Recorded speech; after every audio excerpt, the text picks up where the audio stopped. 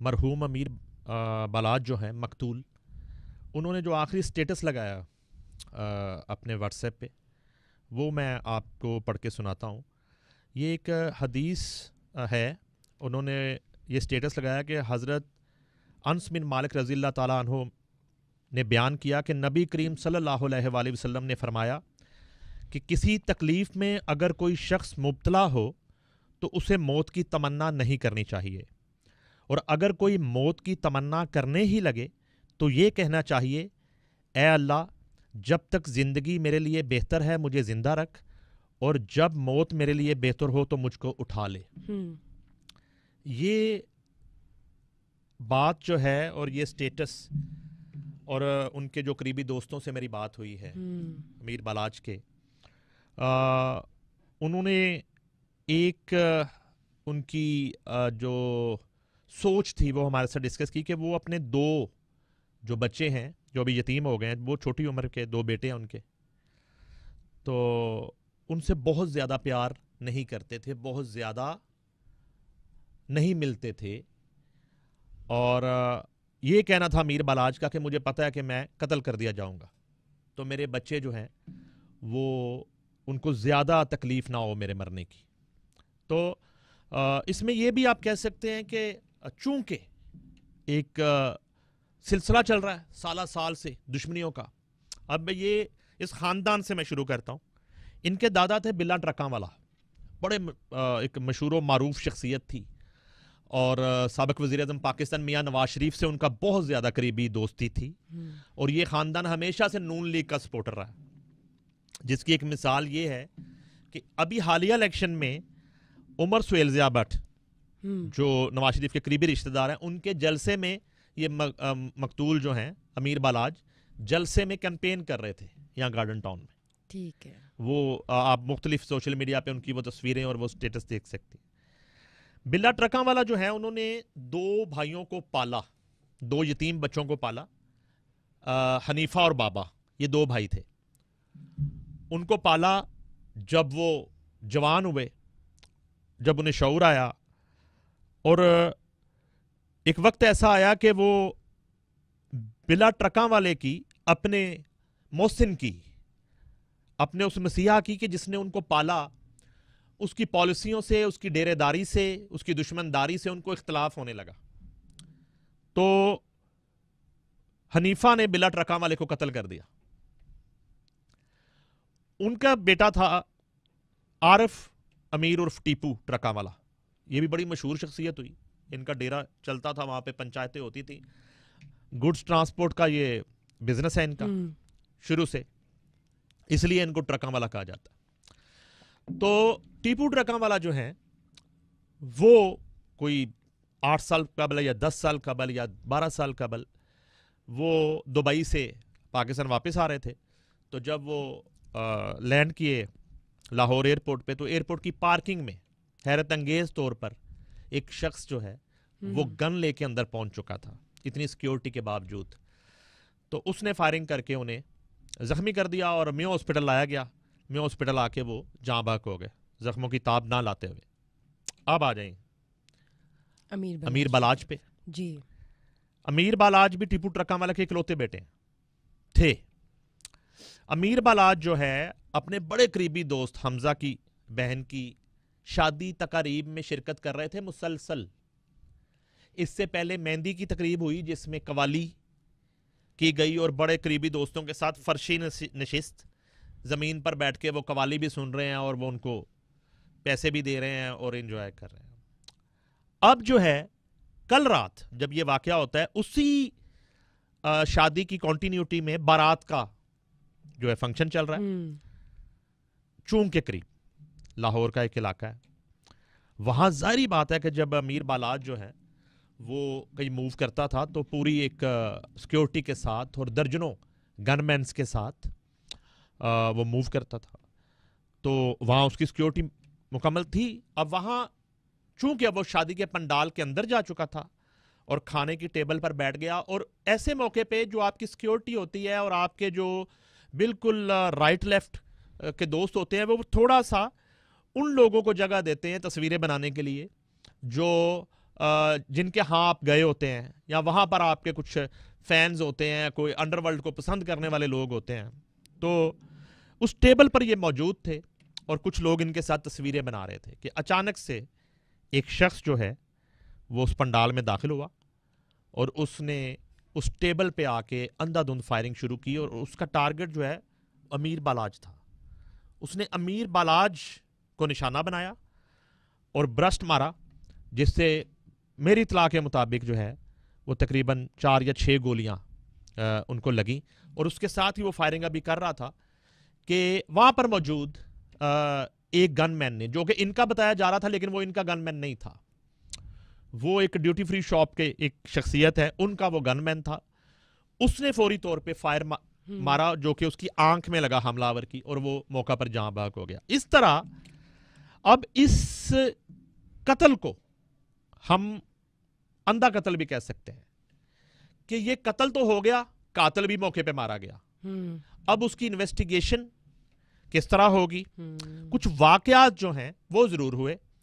امیر بالاج جو بچی کچی انڈر ورلڈ ہے لاہور کی خاص طور پہ یا پنجاب کی, ان کے ساتھ ان کی ایک دشمنداری کا سلسلہ چل رہا تھا, اور امیر بالاج کچھ لوگوں کو اپنے باپ کا قاتل جو ہے وہ سمجھتا تھا.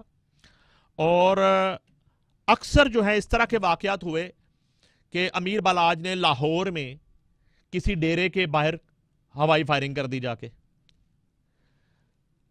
گوال منڈی کے قریب چوک میں کھڑے ہو کے وہاں پہ گولیاں چلانی شروع کر دی, کلمہ چوک نصیر آباد کے علاقے میں جا کے فائرنگ کر دی. اس طرح کے واقعات ماضی میں امیر بالاج کی طرف سے ہوتے رہے, اور امیر بالاج باقی لوگوں کی نسبت زیادہ ایکسپوزڈ تھے, یعنی کہ وہ اس طرح سے ایک احتیاط جو لفظ استعمال کیا جاتا ہے اس دنیا میں, انڈر ورلڈ کی دنیا میں, تو اس میں وہ اس طرح کی احتیاط نہیں برت رہا تھا. وہ ہر جگہ یعنی کہ جیسے میں نے آپ کو بتایا کہ عمر سہیل ضیاء بٹ کی کیمپین میں جو اون چودھری کے نیچے الیکشن لڑ رہے تھے, ان کی کیمپین میں بھی نظر آ رہا تھا. لاہور میں ایک شادی ہال یا ایک پلاٹ پہ جو ارینج کیا گیا شادی پہ, وہاں پہ اوپنلی وہ جا کے شادی بھی اٹینڈ کر رہا تھا, مختلف لوگوں سے مل رہا تھا, دوست احباب سے مل رہا تھا. اور میری جو اطلاع ہے کہ اس کو موت پہ شاید یقین کسی عام بندے سے بہت زیادہ تھا کہ موت جو ہے وہ برحق ہے اور وہ کبھی بھی آ سکتی ہے, اور جو دن موت کے لیے مقرر ہے وہ آنا ہی ہے. اس دن کو نہ ٹالا جا سکتا ہے نہ اس سے بچا جا سکتا ہے. شاید اس وجہ سے وہ احتیاط نہیں کر رہا تھا. ٹھیک ہے. تو یہ تو اس خاندان کی ایک میں نے آپ کو کہانی بتائی ہے کہ بلا ٹرکاں والا جو ہے ایک ایسے شخص کے ہاتھوں جس کو خود پالا, جس کی پرورش کی, جس پہ احسان کیا. بالکل. اس کے بعد آپ آ جائیں عارف امیر عرف ٹیپو ٹرکاں والا, یہ بہت پاپولر کریکٹر ہوئے لاہور کے, اور یہ بھی نون لیگ کے بڑے ووٹر سپورٹر تھے, اور ہر طرح کی سپورٹ فنانشلی بھی اور ہر طرح کی نون لیگ کے الیکشن میں سپورٹ کرتے تھے, جلسے کرواتے تھے. یہ بھی اسی طرح ہوا کہ جو شخص ان کو ریسیو کرتا تھا, لینے جاتا تھا, وہ بھی انویسٹیگیٹ ہوا. ٹھیک ہے, ایک پولیس انسپیکٹر کا بتایا جاتا ہے کہ وہ اکثر ایئرپورٹ سے وہی لینے جاتے تھے, چونکہ ایئرپورٹ کے اندر اس طرح سے پولیس اسکواڈ اور گن مین نہیں جا سکتے, تو اندر تک وہ جا کے پھر لے کے, لیکن موقع ہی نہیں ملا. وہ چونکہ پارکنگ میں واقعہ ہو گیا تو باہر ان کی جو گن مینس تھے اور ڈالے جو تھے وہ باہر کھڑے تھے, تو اس سے پہلے ہی وہ چونکہ حادثہ ہو چکا تھا اور وہ قتل ہوئے. اب یہ والا جو واقعہ ہوا ہے اس میں تو پورے کی پوری جو ہے ان کی سیکورٹی ان کے ساتھ موجود تھی, لیکن یہ ہے کہ جب ایک شادی کے پنڈال میں آپ داخل ہوتے ہیں اور اتنے گن مین, عجیب سی ایک ہراسمنٹ ہوتی ہے, تو کچھ گن مین جو ہیں وہ پنڈال سے باہر یہ لوگ رکھتے ہیں, اور کچھ ان کے ساتھ جہاں یہ بیٹھتے ہیں ان کے تھوڑا فاصلے پہ ارد گرد رہتے ہیں, اور ایک جو ہے نا انہوں نے نظر رکھی ہوتی ہے چیزوں پہ سیکورٹی کے پوائنٹ آف ویو سے. مگر بدقسمتی سے وہ جو ٹارگٹ کلر تھا وہ اپنے مقصد میں کامیاب ہوا, مارا بھی گیا, مگر جس دھڑے نے جنہوں نے یہ کروایا فی الحال تو وہ کامیاب ہو گئے اپنے اس مقصد میں. اور اگر میں بات کروں تو اب اس گھر میں اس دشمنی کو آگے بڑھانے والا کوئی نہیں ہے, چونکہ یہ اکلوتا بیٹا تھا اور اپنے فرسٹ کزن سے اس کی شادی ہوئی تھی, اور اس میں سے 2 بیٹے ہیں جو ظاہر ہے کہ بہت چھوٹے ہیں, اور جب ٹیپو ٹرکاں والے کا بھی قتل ہوا تو امیر بلاچ کو بہت سے ٹیپو ٹرکاں والے کے قریبی دوستوں نے یہ سمجھانے کی کوشش کی کہ اس دشمنی کو یہیں پہ ختم کر دیا جائے، اور اس کا بہتر طریقہ یہ ہے کہ آپ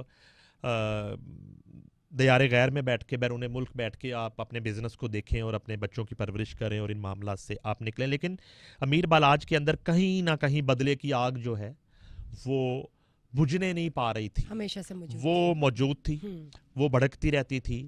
اور پھر یہاں کا جو کلچر ہے اور وہ ڈیرے داری کا کلچر اور لوگوں کا آنا جانا، اور ہر وقت اس کے مقتول والد کا ذکر اس کے سامنے، اور ان جو ہے ایک بدلہ طلب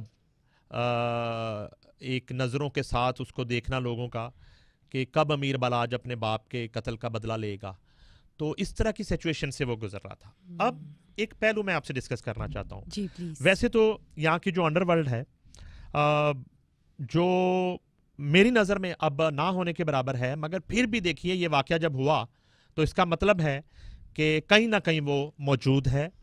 اور شادیوں میں جو ہے وہ قتل کرنے کا، ٹارگٹ کلنگ کرنے کا رجحان جو ہے وہاں پہ یہاں پہ بہت زیادہ بڑھ رہا ہے انڈر ورلڈ کے جتنے دھڑے ہیں ان کے درمیان. جیسے اب میں کچھ واقعات آپ سے شیئر کرتا ہوں. یہاں ایک لاہور میں واقعہ ہوا. ملک اسد کھوکھر ابھی نون لیگ کے ٹکٹ سے وہ الیکشن لڑے، وہ میرا جیت بھی گئے ہیں. ملک مدثر کھوکھر، ان کے شادی کی تقریب میں ان کے بھائی ملک مبشر عرف گوگا، اس کو قتل کر دیا گیا.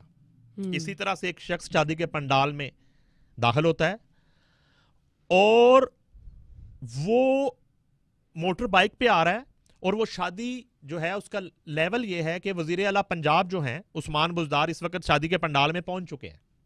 وہ موجود ہیں عثمان بزدار، اور وہاں پہ پوری بیوروکریسی اور بہت بڑی بڑی سیاسی شخصیات اور میاں عمر محمود جیسی شخصیات اس شادی میں موجود ہیں.